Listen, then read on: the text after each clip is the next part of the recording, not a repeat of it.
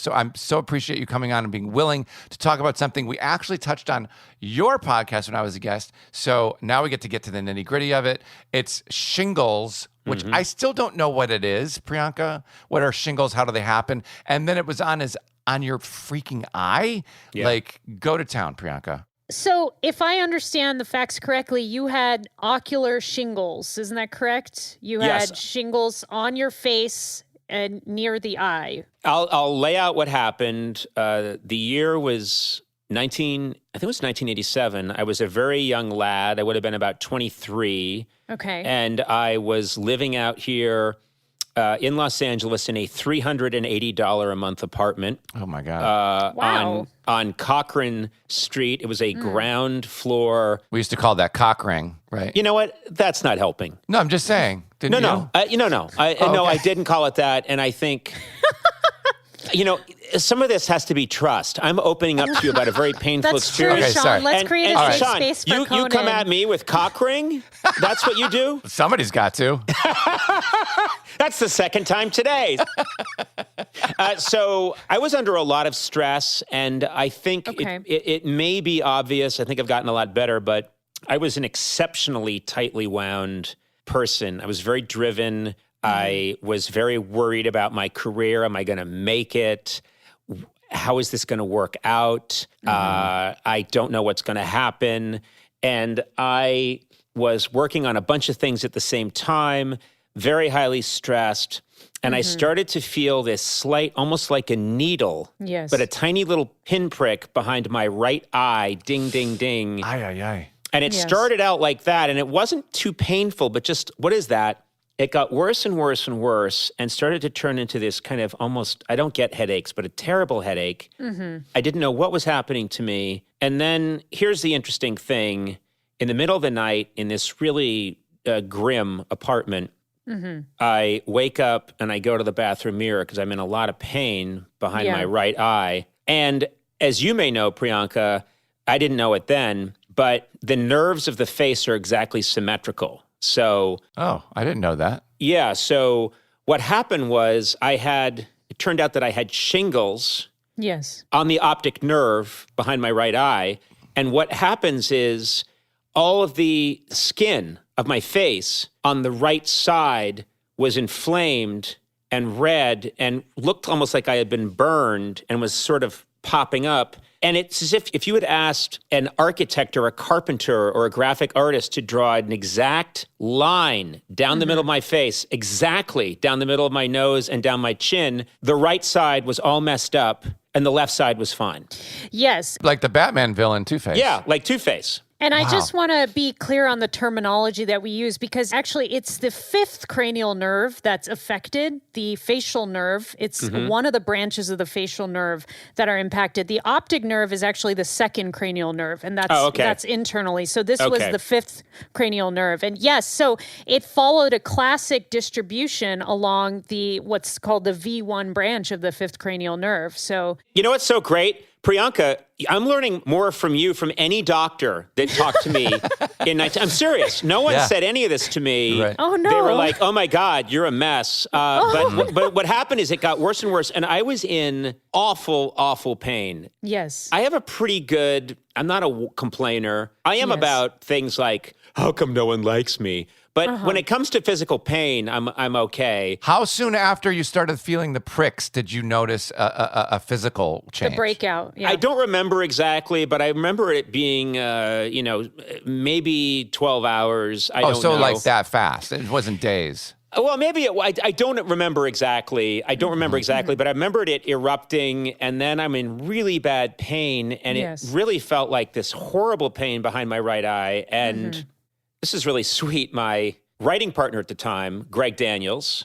Oh, I know Greg. Yeah, Greg Daniels who created The American Office and Parks and Recreation and King of the Hill and a million other things. He was my writing partner at the time. He came over to the apartment and saw me like literally writhing on my bed with half my face looking like someone had thrown acid on it and in terrible pain. And he wanted to comfort me. So he had brought over a couple of tabloids and he just read to me from the tabloids. And it was literally things like, Mel Gibson was spotted today, at a Burger King, and I was like going, screaming and writhing, and then he'd turn the page like an old lady and go, it seems that, Joanne Worley has caused quite a fuss, I love that he came over to read you that instead of offer to drive you to the hospital. Right. Yeah. What did you go to the hospital? Or? I think I resisted the hospital at first because my dad's a doctor. And as you may know, when you my grow dad's up, a doctor too. Okay. So. When you grow up and your dad's a doctor, if you have any problem, they always say, probably nothing. Let's check it out again in 12 hours. This is true. This is 100% true. Doctors, and people were always saying to me, like, when all the years that I would come to work, if I wasn't feeling quite well, like I just had the sniffles or a cold, people would always say, well, did you see a doctor? Right. Say, yeah, no, and you're like, no. It's a cold. No, right. I have a cold. Priyanka, talk about, I'm just over 50, so I need to get a shingles vaccine is what I'm told. That is not true. It's true. I know. I play 20 to 25. Yeah. So explain, how do you get shingles? What is it? How rare is it to get it behind your eye like Conan did? And where does it usually happen? It's also rare to get it at 23. If I'm correct, shingles are usually associated with being older. Yeah, the older you are, the more at risk you are of getting it. Wow. So basically, it first starts with chickenpox. And what people don't realize about chickenpox, whether you get vaccinated or you actually get the virus, is that after you recover from chickenpox, the virus actually continues to lay dormant in your nervous system. It lives in the nervous system. And when it gets reactivated in the form of stress happening in the life, stress is usually a trigger for shingles. It gets reactivated at the specific nerve root that it's living at. So in Conan's case, it was living in the nerve root of the V1 branch of the fifth cranial nerve. For free, by the way, living for free. Rent free, yeah. And that's how it got reactivated. Yeah. So it was squatting. Conan, can I just say, you're saying your dad is a doctor and therefore you just don't, so my entire family, my parents, their siblings, their children, literally, if you look up the last name Wali under California medical license, every person that comes up is related to me somehow. So you can imagine the amount of neglect that occurred for me because it was all doctors. Yeah, well, growing up, you literally had to have a giant piece of metal coming out of your lung in order to get from my father to say, well, we should probably go to the hospital. And it's a phenomenon that's quite known with doctors, And so I just had that mentality. I didn't go to the hospital. Finally, I decided I should go. And I decided I should go, but I couldn't drive. So I lived... If you know, it's over near La Brea, sort of near the tar pits. That's where I was living. Yeah. And so I walked to Cedars-Sinai.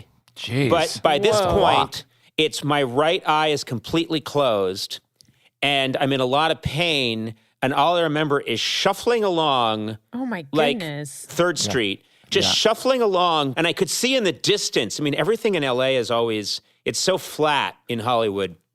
And I saw in the distance this blurry Cedars-Sinai hospital, and I was shuffling along like a mummy to get to Cedars-Sinai. I get there, they check me out. The guy says, look, you've got shingles, and I don't remember him saying it's on the V1 something branch, but he said, and it's behind your eye. And he said, the only thing I can do for you now is pain management. And I remembered him telling me to lie very still. And I remembered him giving me some kind of injection had been in my throat. He anesthetized some nerve. Yeah, it sounds like he must have done a nerve block. He did a nerve block. Probably along that distribution. Yeah. And so I remembered him putting this needle in, and I remembered the pain turning off like someone had turned off a television. Oh, wow. Yep, That's totally. nice. The pain just stopped. Well, then they get to this next part, which is, keep in mind, it's 1987. And so I sit up, and he says, now I have to have a talk with you that's quite serious. And I was like, what's this all about? And he said, I just need to tell you that it's quite unusual for someone your age to get shingles. You may be immunocompromised. I think you should immediately get an AIDS test. Oh, my God. And, he said you should immediately get an AIDS test. And, at the time, there wasn't a lot, people were still trying to figure out, and I was Yeah. I'm going to put this very bluntly. I am a heterosexual male who was not very sexually active, let's just say. Trying to be, but very young and 6'4", about 160 pounds, and a giant mop of hair on my head. I had a $380 a month apartment, and now half my face looks like a really bad pizza marinara. And no responses on Craigslist, huh? Nothing. Oh, wow. Nothing. So I just remembered thinking if I have AIDS, I swear to God, I don't know how I got AIDS. But of course, being Irish Catholic, I thought, well, of course, God has, punished me for even thinking about women. Right. Wow. So he thought that you might have AIDS. No. He just was doing the responsible thing. Here's a young kid. He's in LA. He didn't know me. He didn't know. Right. And so it was at the height of the epidemic. So he was doing the responsible thing of saying, get an AIDS test. And then, so I of course I did. And of course it didn't have I was not HIV positive, obviously. But I remembered being in that state of mind at the time, just thinking, because I had been in so much pain, I hadn't slept, being kind of delirious. And then a guy telling you, well, I think you need to be tested for HIV, and thinking, yes, of course. I can only imagine how much stress you were under that you got a shingles outbreak.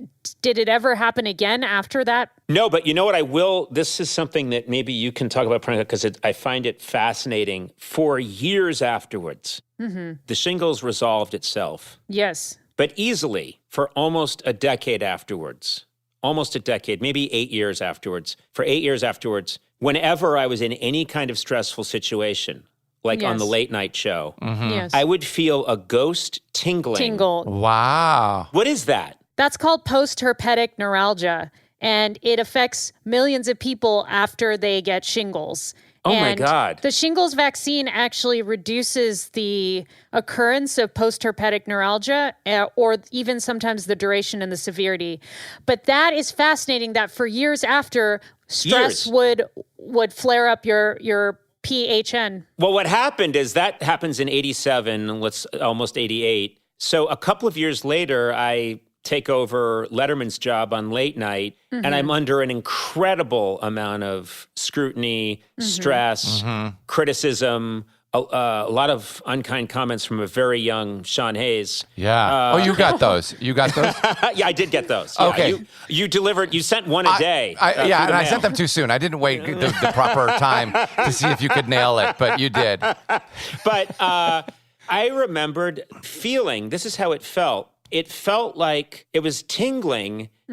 I could almost, this sounds crazy, I could almost feel the strands of nerves behind my eye. Yeah. And I could picture them because I could feel them the way you can feel your fingers. Totally. I could feel like these tingly threads. It wasn't painful, but I'd be hosting the talk show, and in the commercial break, I'd be getting these tingling things behind my right eye and thinking, this is really weird. Yeah. Well, Conan, you sound more connected to your body than you give yourself credit for. Yeah. Well, that was hard to ignore. I will say that. Let's say, how long did I have those for? I mean, I had those for a long time, and the duration was, it would tingle, tingle, tingle, tingle, tingle, tingle, and be like, and it would last for 5 minutes. But I meant the original bout of shingles. Oh, how long the original bout of shingles, I think it took, I want to say it took at least, this is interesting. I knew that it was going to take a while for this to get better, and I just wanted to go home.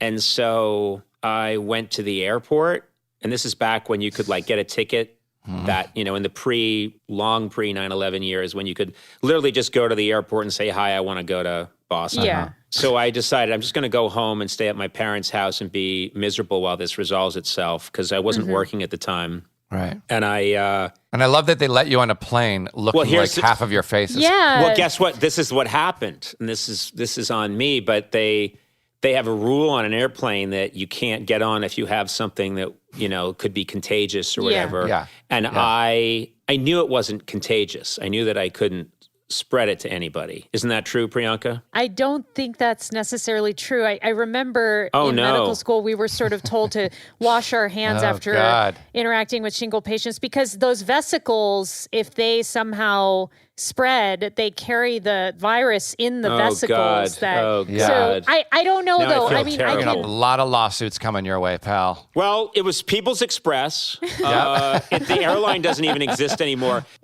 You went, hey, it's shingles. Pass it on. No. What happened is the woman who was taking the ticket said, "Are you okay?" And I said, I was in a motorcycle accident. Oh, wow. And I looked so bad that she believed me. I'm and sure. I was able to get on the plane. So that is hilarious. The risk, it would be to people that never had chickenpox before. That would be the risk. You know, most people that are flying and adults, most have been vaccinated and whatnot. So I also put a fish tank over my head for the flight. Yeah. Okay, that would have helped Wait, too. so can Conan get shingles again, or that's it? Yeah. So once you experience shingles, you always have a risk of getting shingles again. And as you get older, the risk goes up. So Conan, did you get, I don't know how old you are, but usually when people are 50 or older, they get the shingles vaccine. So yeah, no, my plan is, I mean, I've got a few years, but when I do turn 50, Sean, why are you laughing? I'm laughing because you're so funny, Conan O'Brien. You're just so funny. I am 58 years old. So did you get it? Well, my doctor spoke to me about this not long ago and said, I want you to get the shingles vaccine. Mm-hmm. And so I said, let's do it. And he gave it to me. And what I remember is that it really hurt. Yeah, it does hurt. It hurts more than most vaccines. Yeah. I mean, really? I think it hurt more than my COVID vaccine. Really? Yeah, it hurts for a few days. Yeah. But I did get the shingles vaccine. But the pain of the vaccine is less than the pain of getting shingles itself. Let me get the word out. I'll do the PSA. Okay. Get the shingles vaccine. You do not want shingles. And yes, I just said it hurts, but hurts for a day and a half. Yeah. And you feel like someone punched you with their knuckle in the arm. But so what? Yeah. Shingles is not something you want. And here's the thing about where you got shingles. It is sight threatening. Like you could have lost your eyesight from this. No one told me that. No one told me that. Yeah, it needs to be taken very seriously. Can I tell you one thing? That when the guy was giving me, when I was lying on that table in the hospital, he said, I'm going to put this nerve blocker. And I think remember it being like somewhere in my throat. And he said, you have to remain very still because I'm going to be near your carotid artery. Did I make that up or is that true? You know, I'd have to review the anatomy of where the cranial nerve actually kind of enters. But you mean you didn't review prior to this interview? I must have missed that in my prep. Excuse me, are you in your shower right now? Yes. No, this is my Japanese shade. Yeah. It looks like you put an office chair in the shower. That's what it looks like. Really It does not look like a Japanese She's chair. always on the go. She's got a lot going on. She's got a shower during the podcast. So, Conan, you're very, very fortunate that, you haven't received another bout of shingles since then. 2, your eyesight was spared. Were you prescribed any antiviral medications at the time? I don't remember. It's too long ago. And as Sean has made very clear, I'm a very old man. Yeah, I'm surprised you're still up. Yeah. We're going to play our game now, and I'm so happy you're okay with the shingles, but let's play the game. Wait, one last question. Was this the worst pain you ever felt in your life, Conan? Yes. Yes. Okay, yes, got it. Yes. Okay. Yes. All right. Let's play the game now.